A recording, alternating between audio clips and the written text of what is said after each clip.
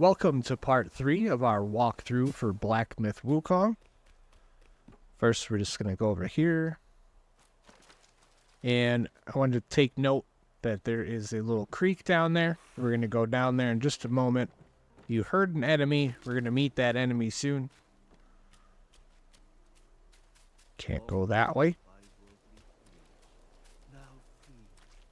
We're going to go find that voice.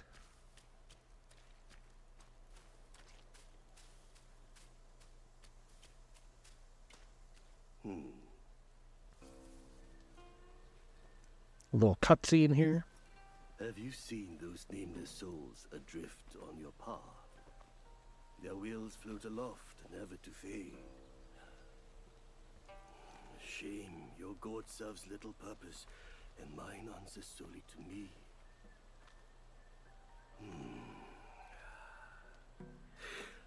I know a way to guide the souls, mend their paths, and set them free. It will aid you. So this is one of the 2 reasons why we did not go and fight the big dude with the big head and the large tail.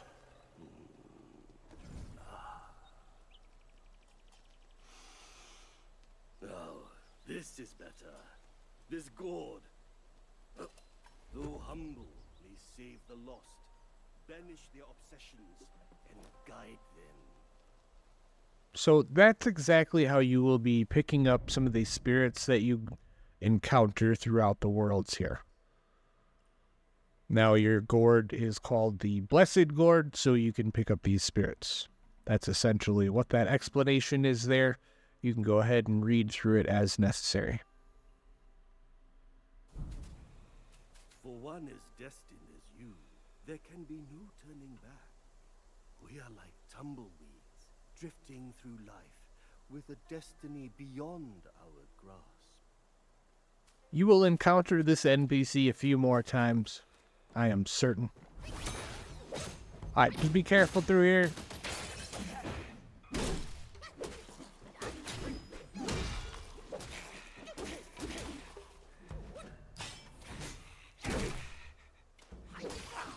My only real advice for the snake guys is to make sure that you stay on top of them.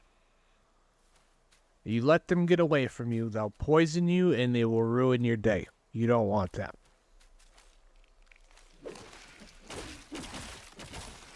Another trick with these snake skelly guys, you can use the spinning staff. You could use the spinning staff to basically break them down into nothing. Alright, so here's that stream I told you about right in the beginning. There's going to be a few frog guys through here, so use your target lock to find them. So they're going to be hard to see. There's 3 of them out here, I believe. There's one right there. Just kind of inch closer.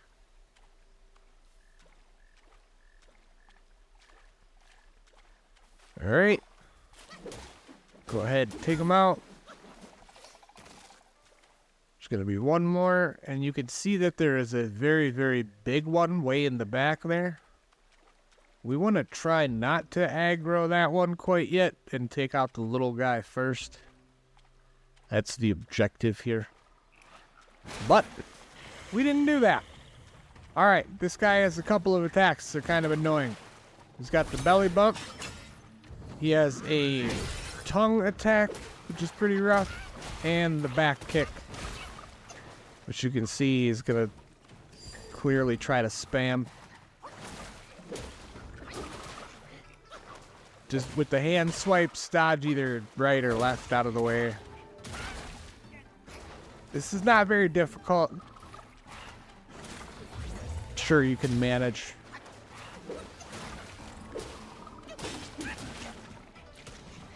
And if you can't, it's not a big deal. You're not that far away from the shrine in the first place.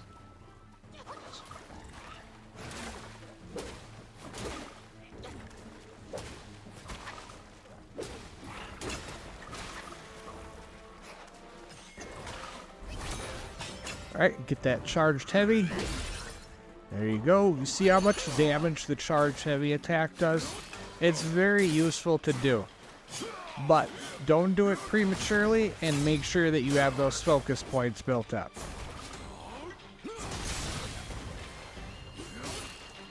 Again, series of light attacks, filling up that focus gauge, then using the follow dodge with the heavy attack for the most damage that you could possibly get out of your transformation. So grab the tadpole, and then you'll be able to consume this spirit into your gourd. And spirits are a thing that can help you in battle. You'll find that out in a moment. The first one that you grab clearly is auto-equipped, but you can set those up from just about anywhere. At shrines, you will upgrade the spirits.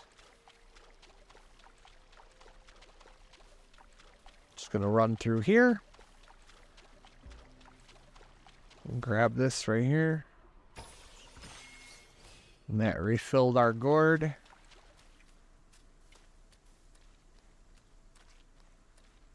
Only bad thing is that we're running out of magic points. Go ahead and grab this. And then we're just going to drop down here.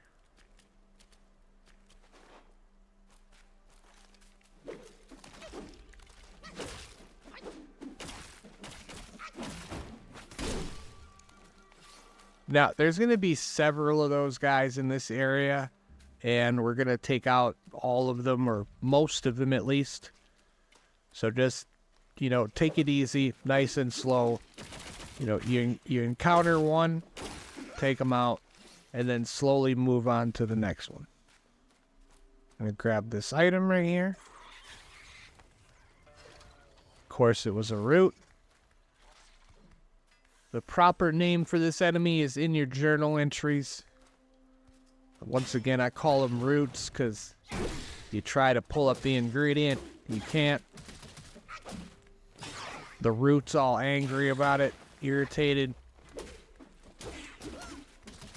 So anyways, take them out.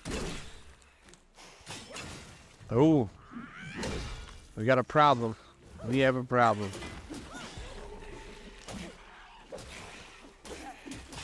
In this game, I try not to fight too many enemies at one time because things can get rough and then you get overwhelmed, and then before you know it, you have to do the area all over again.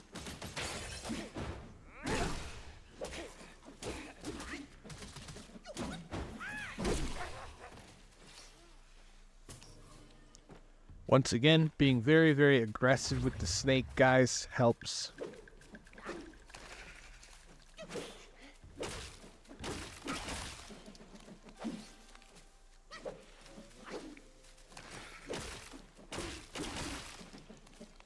You see, you can't quite damage them until they're completely assembled. It's the same reason why you can't target them either. Let's grab this up.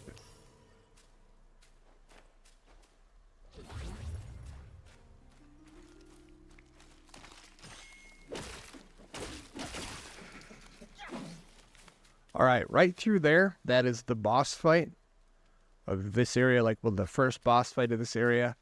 We're going to clear out these enemies first. We're going to go back to the shrine, and then we'll handle business.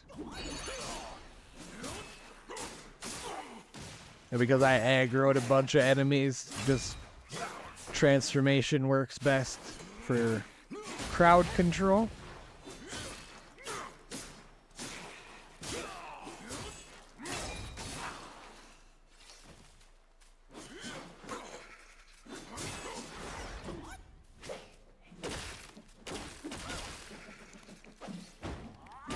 So, as you can see, if you ever get into a tight spot, you can use your transformation to take care of some crowd control stuff for you, so you can catch a breather.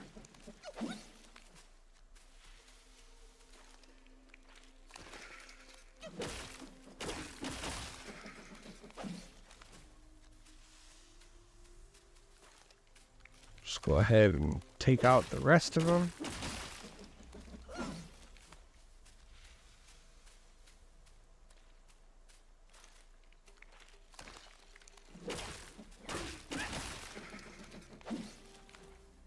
Alright, we forgot to grab the snakehead mushroom that was behind us there.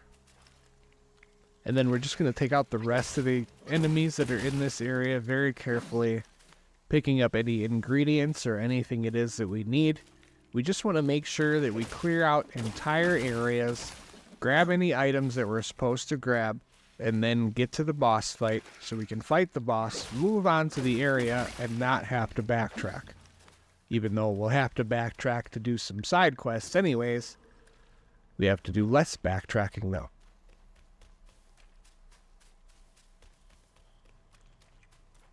So now with all this cleared out, as you could see, we're going to make sure we didn't miss anything. We got these right here. Grab them up. A little more fills on the gourd, even though we're heading back to the shrine. See, we already fought him once, so he doesn't get to fight us twice. Just because he gets to respawn, that doesn't mean he gets to fight us twice, you know? Like, how is that fair? How is that fair to the rest of the enemies that are no longer with us? Alright, just keep running along the trail, and when you get to the shrine, go ahead and rest. This tab here is where you will cultivate or upgrade your spirits. If you have the materials, go ahead and upgrade it. They also have secondary abilities. So when you have them equipped, they will have different kind of abilities. Different spirits have different effects. So just pay attention to what that effect is and equip it accordingly.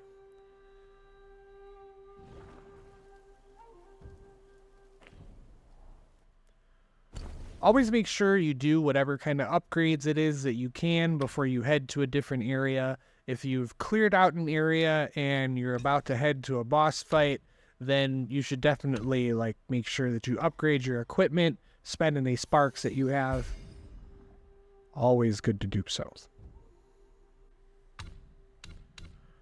Okay, this here is your transformation advancement tab. We'll be dealing with that a little bit later. Won't be putting too many points into here, but you'll see. You'll see eventually. Always get rid of your little dots if you like a clean menu. I just do things a little different when it comes down to the journal. I like to build up a lot of journal entries and then clear them all out at once. Okay, so now that we have cleared the area, we don't have to worry about fighting any enemies. The only thing we do have to worry about is remembering to rest and replenish everything before we head to a boss fight, which is what you should do every time. It's a lesson learned here. So to get to the boss, we're just going to head back the way that we ran there in the first place, which is just straight through here. And then right around this way, down left.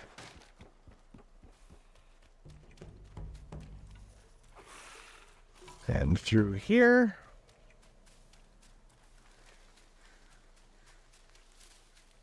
And then just down this little hill.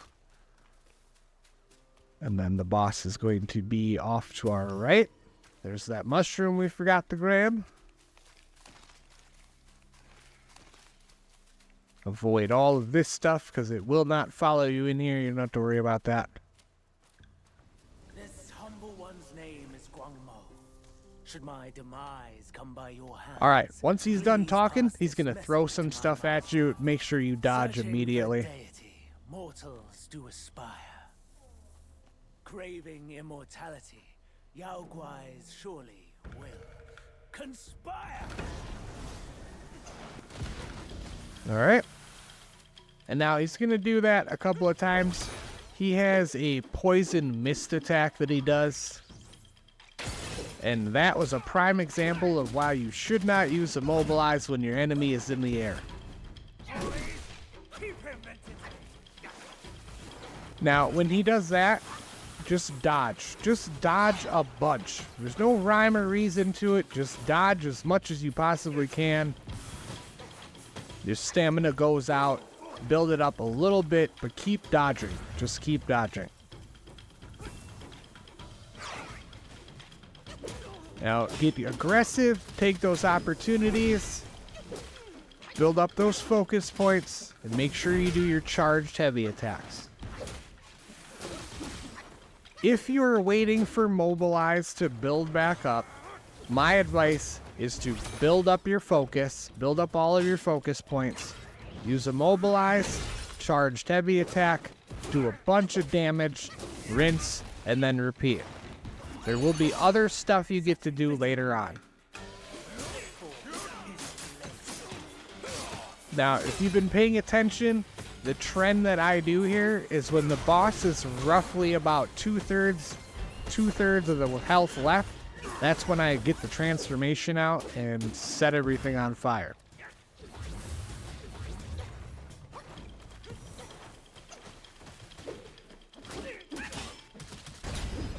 Alright, Yaoguai Chief defeated, and we get to carry on our way.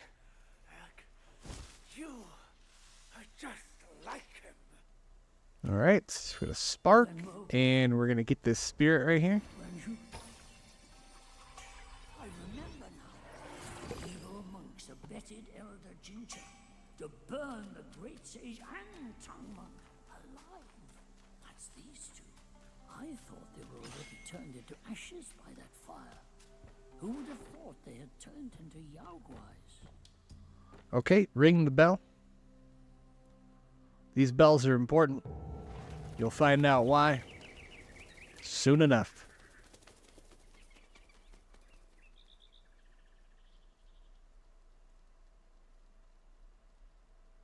I have an ominous feeling.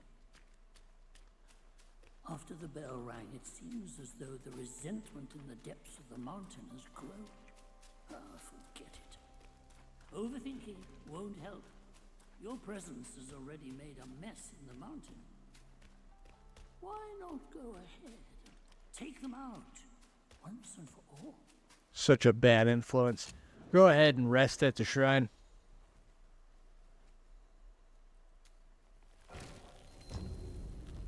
And because you're in a boss fight, make sure you rest so that you replenish everything.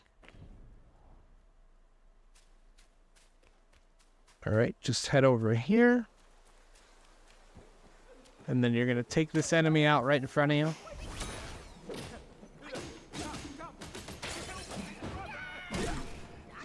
We won't be doing too much of this area, so just do whatever you got to do to dispatch this snake guy here.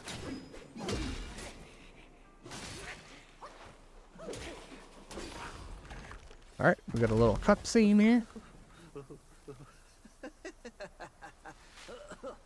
These snake guys are nothing to fear. Snake gall steeped in drink, though, makes a fine tonic to flush malady. Here, here, young friend. Be my guest inside. Alright, so go ahead and follow him in there. You'll get a drink and a soak for this part. Grab the little orbs right here. And then interact with the NPC. Well, well. I'd stake you're one more monkey from Mount Guangmou. I've met many of you. By rank of birth, you all ought to call me forefather. Alright, this is Shen Monkey, where you can upgrade gourds, you can upgrade drinks, you can set your brew. He has a store. We don't have any materials to upgrade, but this is where you will do it when it happens. You can upgrade your brew here as well. That's the gall gem we just picked up. Now, what that does, what the soaks do, is it is an added perk to your gourd. So we just bought the Celestial Lotus Seeds, and it said for a brief moment it will moderately increase our health for a short amount of time. There's no going back to the court now. Only drink can drown my sorrows. From here, we're going to head back to the shrine and wrap this episode up. I know it's a little bit shorter than usual, but The next episode is absolutely action-packed. We got to wrap up some stuff so we can continue on to the last few parts of the journey of Chapter 1. So thank you so very much, and I will see you here in just a moment for Part 4.